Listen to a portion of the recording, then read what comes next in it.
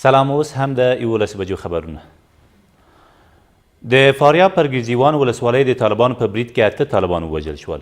په دې پیښه کې چې تېره شپه د یادې ولسوالۍ د مرکز پر پوستو د طالبانو له برید وروسته رامنځته شوي 15 نور طالبان هم ټپیان شوي دي.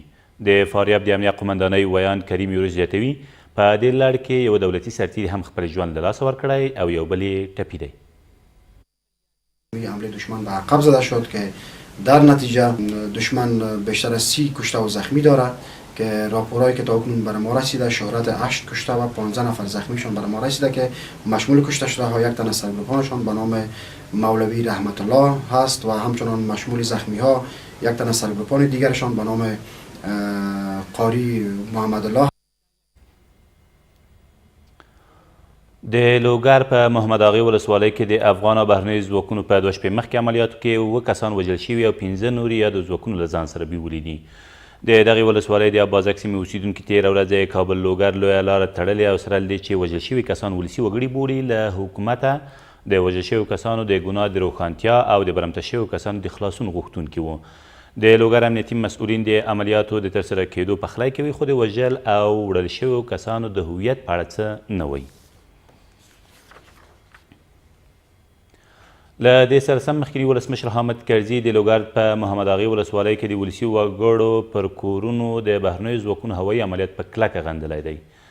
ښاغلي کرزي په یو اعلامیې کې دغه بمبار د افغانستان د سولې په اړه د امریکا له وروستیو هڅو سره په ټکر کې بللی او زیاته کړې ده چې د ورته عملیاتو دوام به د سولې بهیر د ټکني کېدو لامل شي.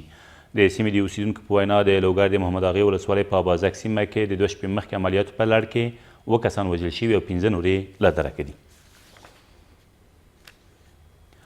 ولسمشر غني تېر ماښام په ایمرجنسي روغتون کې د میلاد النبي صلی الله علیه وسلم د نمانځنې پر مراسمو د 2 شپې مخکې د ترهګریز برید د ټپیانو پوښتنه وکړه.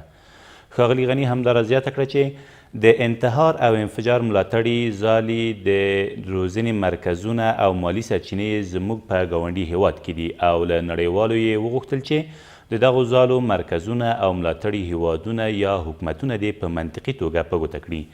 نوموړي همداره سپړا کړه چې طالبان یوازې د دې پیښې په غندلو سره خپل ځان له مسؤلیته نشي ژغورلی. دوی باید عملا سولې ته کار وکړي څو افغان او مسلمان وژنه پای ته ورسیږي.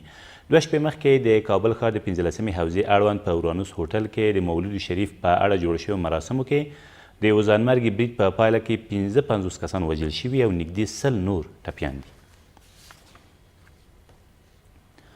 پولنډ د افغان حکومت د کارکوونکو د ظرفیت لوړولو او روزنې پروګرام یو ځل بیا پیلوي.